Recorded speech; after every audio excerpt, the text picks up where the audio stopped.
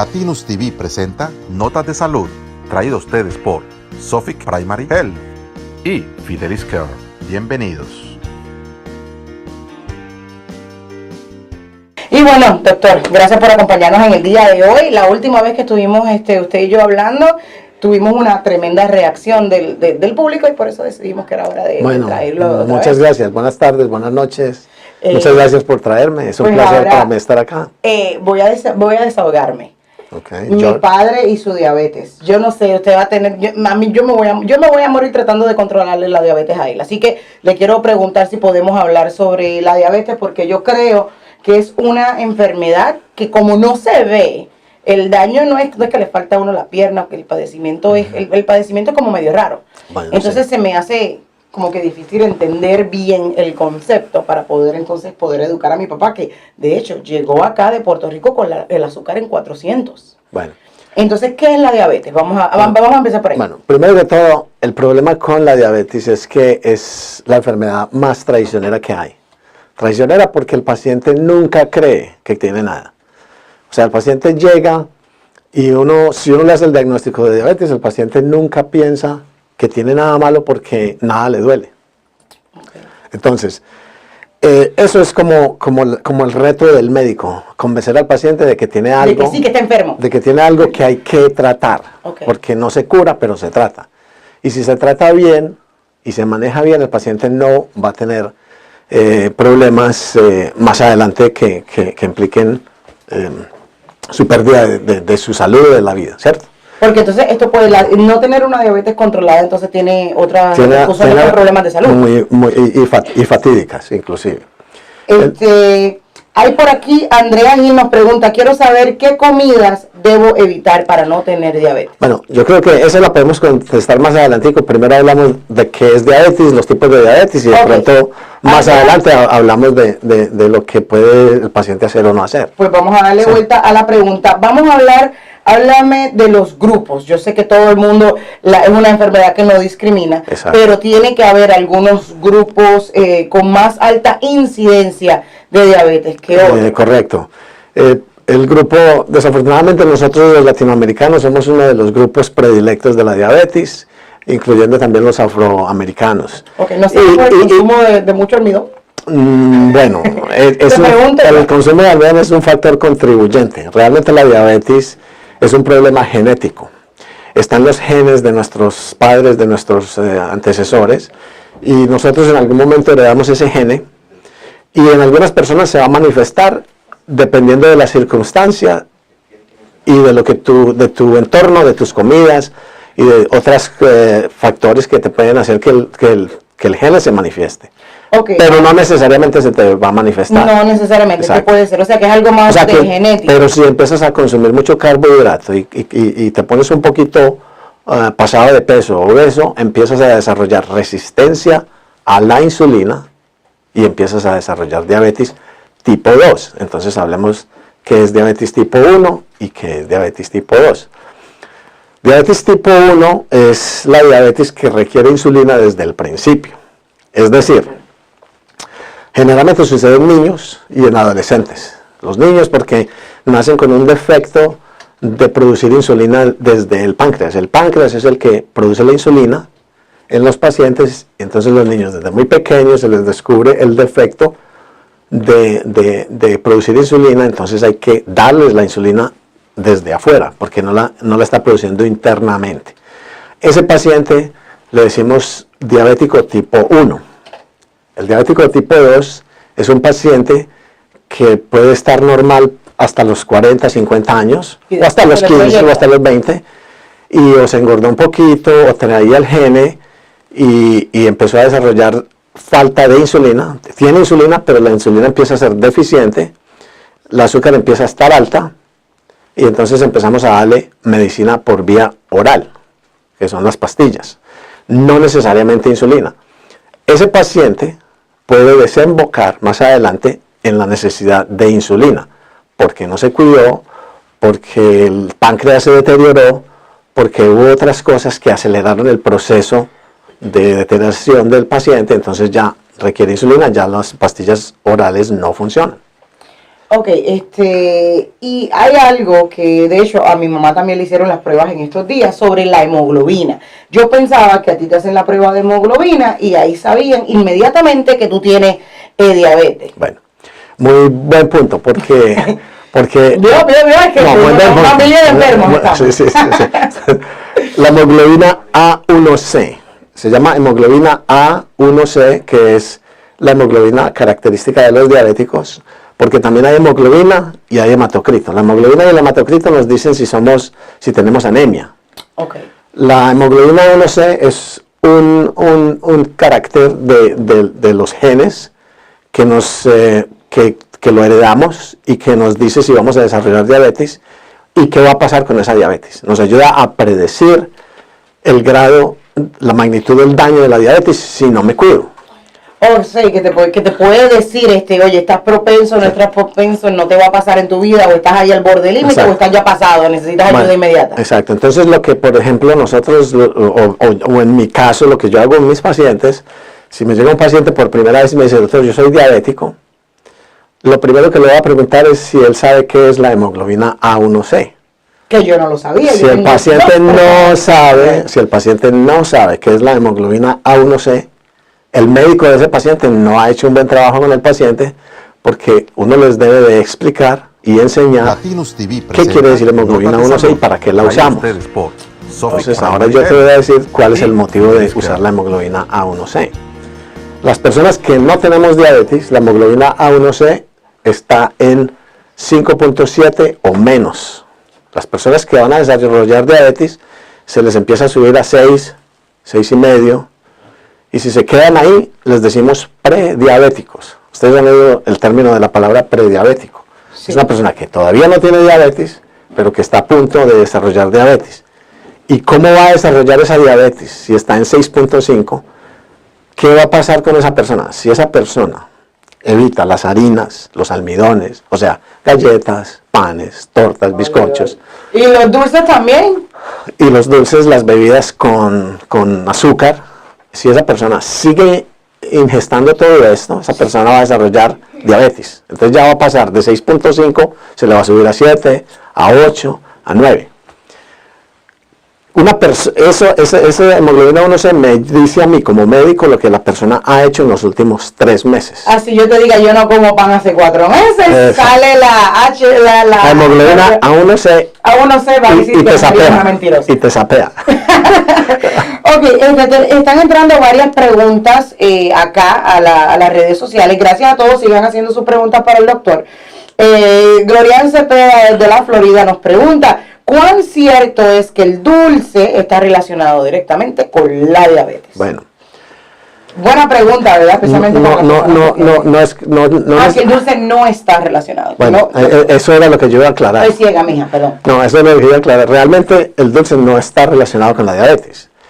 Como lo acabamos de decir, la diabetes es un problema heredable. Es un gene que tenemos, que heredamos, que nos dice que en cierto momento se va a manifestar la diabetes. Ahora, si uno como diabético empieza a comer dulces, empieza a acelerar el proceso de la diabetes. Pero tú tienes que ya tener esa genética, no tienes nada que ver con que el dulce te vaya a dar diabetes. Usted puede tener lo que dicen aquí, un diente dulce, un sweet tooth. Exacto, y no tiene que... Y usted puede comer todo el dulce que quiera y no desarrollar nunca diabetes. Muy buena pregunta. Hay que tener el gene para desarrollar la diabetes. Si usted, lo primero que tiene que hacer antes de hartarse la torta de brazo vitano es chequearse esa hemoglobina A1C. Eso es lo que yo quiero que todos los que están viendo aprendan hoy, porque yo les pregunto si saben qué es eso, la mayoría no saben. Bueno, tú me Muchos saben. preguntaste afuera y yo no tenía la menor idea. Sabiendo que tu papá es diabético y utiliza insulina. Claro, que sí, 10 miligramos de Targlax. Que ya debería de saber, el médico a él le debió haber explicado. Ahora, ¿por qué lo digo? Porque hay un estudio estadístico que nos dice qué va a pasar con esos números. Entonces, 6.5 es relativamente benigno, muy bueno, muy buen control. Si uno encuentra un paciente así, uno le dice, te estás manejando bien, no te estás comiendo el pan Bimbo. El pan Bimbo, tan rico. No estás haciendo desorden. Pero si yo te encuentro la hemoglobina A1C en 15, para mí eso es un número muy malo. así el azúcar que te haga hoy, diga 110, 120, Significa que está que mal. creen que está bien, pero el número 15 en la hemoglobina 1C es muy malo, es diciente de que te va a ir muy mal si no corriges el curso de tu dieta, y probablemente esa persona en 5 años se pueda morir si no corrige eso que está haciendo. Y por eso medimos la hemoglobina A1C 4 veces al año. Por si acaso en cualquier patrón cambia o va incrementando. Oye, Sí. que para las personas, discúlpenme, para las personas que no habían escuchado la parte de este segmento que ya se había dicho anteriormente una vez más, es traído a ustedes por Fidelis Care y Suffolk Primary Health, que está en Riverhead, y la información está ahí en pantalla. Y a mí se me hace difícil decir esas palabras porque yo tengo inglés con barreras, doctor. No, pero, Entonces estamos ahí lo trabajando. estás diciendo muy bien. Estoy ahí trabajando. El ejercicio, nos pregunta Andrea Gil, ¿el ejercicio ayuda a mejorar la diabetes? O Bueno. si uno está en estado sedentario y es diabético, eso también afecta. Porque aquí tenemos a alguien que es diabético, que está en sedentario. No se escucha nada. No se escucha nada, Sí, ¿vio? sí, sí, sí. Entonces queremos que el director, productor y creador de este show dure para toda la vida. Bueno, yo creo que para abordar el tema de cómo manejar la diabetes es varias cosas. No es una sola cosa la que uno tiene que hacer como médico que el paciente haga. Primero, hay que convencer al paciente de que tiene algo en su sistema que es detrimente. Y convencerlo de que sí, porque el paciente ahí se come, en nuestro caso, una bandeja paisa o un arroz chaufa. O todas esas comidas, no siente nada, el paciente no siente nada. El paciente no siente que tiene ningún daño. Pero el azúcar, que eso acumula microscópicamente, porque la insulina no le funcionó, entonces tiene elevadísima el azúcar, 400, 500, ese azúcar, como una hormiguita, empieza a destruir los tejidos nerviosos de tu sistema, los tejidos nerviosos de la retina, entonces la visión, los tejidos nerviosos del riñón, entonces pierdes el riñón y entras en diálisis, pierdes los tejidos nerviosos de las extremidades, entonces no sientes. Y entonces, ¿qué pasa con estas personas que quizás, por ejemplo, perfecto, ¿cómo se...? Voy a hacer una pregunta, pero vamos a la que tengo acá que nos están enviando. ¿Cuáles son los síntomas y cómo se manifiesta? Bueno. ¿Tú te puedes dar cuenta de alguna manera antes de hacerte la prueba de la Claro. hemoglobina H1C, que ya Bueno, lo memoricé? muchas personas llegan a la oficina y jóvenes, o sea, 25, 30 años, y llegan y quejándose de que tienen mucha sed, de que tienen mucha orinadera. No tienen que estar todos los síntomas juntos, pero algunos comprenden varios síntomas. O sea, ir al baño mucha sed, y mucha sed. orinadera, No alcohol, sino sed. mucho cansancio últimamente. Tengo ganas de comerme me como una vaca si me la ponen, o sea, un hambre voraz, de repente. Okay.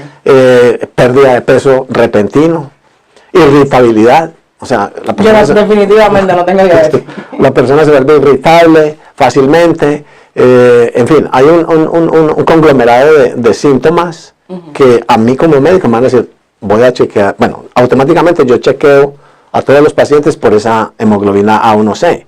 Pero un paciente que viene así, de una vez estoy mirando a ver si de pronto ya tiene diabetes para tratarlo más rápido. De todas maneras, lo va a hacer el examen, pero vamos a detectarlo un poquito más rápido. Y, por ejemplo, esa era la pregunta que iba. Si uno tiene el azúcar, vamos a decir, en 425, 450 y no se da cuenta y va sin tratar y de momento te la tomas y te tiene 450 o más, ¿eso puede ser perjudicial para la salud? Claro. ¿Puede causar que, Sí, entonces, como hicimos en Puerto Rico, estirar la pata? Sí, entonces una condición de un azúcar de 400, 500 es alarmante el número, es alarmante, pero muchas veces puede desembocar en lo que nosotros llamamos un choque ketoacetónico, donde el paciente entra como una especie de coma, porque tiene demasiado azúcar en la sangre, las sales de la sangre se levantan mucho, se levantan unas químicos que se llaman cuerpos cetónicos, se van al cerebro y el paciente entra en coma y hay que llevarlo a cuidados intensivos, hay que hidratarlo por vena. O sea, bastante. Si tiene el azúcar, hay que a la emergencia, ¿no? No necesariamente, pero tiene que empezar, o sea, tiene que ir donde el médico para que empecemos a controlar. Okay. Sí, eso no es que mañana, o pasado mañana o la otra semana, no. Lo más pronto posible. Si uno se pone la insulina, es probable, por ejemplo, yo estoy tomándome mis medicamentos como son, estoy haciendo la dieta como debe de ser, me pongo la insulina, pero estoy notando que aunque llevo toda la insulina, no me está funcionando, mis niveles continúan subiendo. Eso es algo para también dejarle saber al médico. Claro, porque es que hay personas que son resistentes a la insulina. Entonces, por ejemplo, mientras más peso ganamos, más resistencia vamos desarrollando a la insulina. Entonces, también uno puede, a pesar de que yo tenga insulina y esté secretando insulina, y si yo me voy engordando, voy desarrollando resistencia, entonces la insulina no me funciona. Empiezo a subir la azúcar y yo pierdo peso, hago ejercicio, empiezo a perder peso, a comer mejor, pierdo peso, los receptores empiezan a captar otra vez la insulina. Y es posible que me quiten la medicina que me estaban dando. Lo he hecho muchas veces. Entonces, si el paciente hace lo siguiente, come bien, y comer bien es no volver a comer harinas. Yo diría que no volver a comer pan, torta, galleta, bizcocho, pan de queso, buñuelos, mojada, a nosotros los colombianos que nos gusta tanto, y hacer ejercicio, no tomar las bebidas dulces, pero puedo comer todas las carnes, todas las frutas, todas las legumbres. Pero la gente dice, entonces me va a morir de hambre. No, no se va a morir de hambre, simplemente estás eliminando las harinas. Y hay otros equivalentes, porque en estos días yo probé el cauliflower de arroz. Tú puedes hacer el cauliflower a volverlo arroz. Y si tú le echas un montón de condimentos, ¿sabes? Bueno, pero eso también hace daño, porque entonces estás echándole la sal. Pero sí hay otras opciones. Hay muchas para opciones. No hay muchas opciones porque, por ejemplo, los que comemos pan de desayuno y no vamos a poder comer pan, ¿qué comemos? Por ejemplo, yo les digo, pueden comer tortillas de maíz. Tortillas de maíz. No de harina, porque hay tortillas de harina. Es tortillas de Esas no, las de maíz sí. Exacto. ¿Pueden los niños, por acá Esmeralda nos pregunta que si los niños pueden tomar insulina? O sea, cuando un niño, por definición, tiene diabetes, es diabetes tipo 1 y va a necesitar insulina. Probablemente. Ok, entonces pues sí se le da, insulina. Y hay personas que siempre tienen la culpa, yo creo que ya esto lo cubrimos, pero dicen, otras personas le dicen, tú tienes la culpa porque comes mucho y que por eso te dio diabetes, yo tengo la culpa porque, y ya pues, con las preguntas que habían hecho, que nos habían hecho, sabemos que no, que el comer dulce te puede decir, usted no está propenso a... Es un mito decir que fue culpa suya, ¿no? Sí, no está propenso a que le dé diabetes, no le va a dar, aunque se jarte tiene que tener el gene. El gen. Sí. Por ejemplo, no mi mamá, mi papá, pero si una pareja de mamá y papá tienen diabetes, entonces los hijos pueden tener ese gen de propenso. Es probable, más puede que no desarrollen diabetes. Es decir, una pareja de diabéticos puede tener hijos y ninguno de los hijos tener diabetes, o digamos no desarrollar diabetes, porque de pronto ese niño tiene una buena nutrición, hace buen ejercicio, se cuida, entonces es posible que no se le manifieste. Pero si se empieza a engordar, empieza a ser sedentario, entonces volviendo al tratamiento, ¿qué hay que hacer? Aparte de la dieta, hay que ser activos. Hay que Las 5 recomendaciones del Hay que empezar a hacer ejercicio. Cero vagancia. Sí. Bueno. Cero vagancia. Eso lo estoy diciendo yo, doctor, no se preocupe, écheme la culpa a mí, como dice pero el ejercicio es muy importante. El ejercicio, la comida, dejar las harinas, y si la comida que le gusta es orgánica, ¿eso ayuda o en realidad si la comida orgánica tiene harina como quiera está? Bueno, sí, si la comida orgánica, o sea, si es un pan hecho con harina orgánica o como sea, es un pan. Todo lo que tenga apellido pan. Todo lo que tenga apellido pan. Eso te como yo. Y ahora una pregunta que no tiene nada que ver con la diabetes. Aquí tenemos, esta es la maquinita para utilizarlo cuando se va a chequear el azúcar. El estrés de verdad causa problemas en la salud. ¿Esto no tiene nada que ver con la diabetes? No, pero sí tiene que ver con la diabetes. O sea, es una buena pregunta porque una persona que esté controlada en su diabetes y llega a una situación estresante, por ejemplo, un divorcio, una pérdida, un incendio, o sea, una situación estresante te va a subir la azúcar porque ese estrés se va al hígado y el hígado suelta azúcar en el sistema. Entonces, no es porque usted esté consumiendo harinas o comida, sino que el estrés neurológico hace que el hígado suelte el azúcar para combatir el estrés, ¿cierto? Pero el hígado, si usted tiene diabetes, entonces ese azúcar que el hígado soltó extra para combatir el estrés, te está aumentando tu azúcar y estás descontrolado. Así entonces, que Jairo no puede tener estrés porque le sube la diabetes. Dios Por mío. eso es que lo tienen que mimar y lo tienen que cuidar Lo bastante. tenemos que mimar y cuidarlo sí. y darle mucha frutica y cero harina. Sí. Las galletitas, lo que quedan de las galletas que nos Ahora, traen aquí. las infecciones también aumentan el azúcar. O sea, una persona que tenga un cuadro, o sea, gripal o una bronquitis, una neumonía y es diabético, esa persona se le va a subir el azúcar también y se tiene que cuidar porque depende de qué tanto o qué tan grave sea este cuadro, el azúcar se le puede subir mucho también. Entonces también hay que cuidarlo. Y entonces, ¿dónde quedan sus oficinas, doctor? ¿Y a qué teléfono le podemos llamar? No por una consulta por teléfono, señor, sino para que haga una cita. Bueno.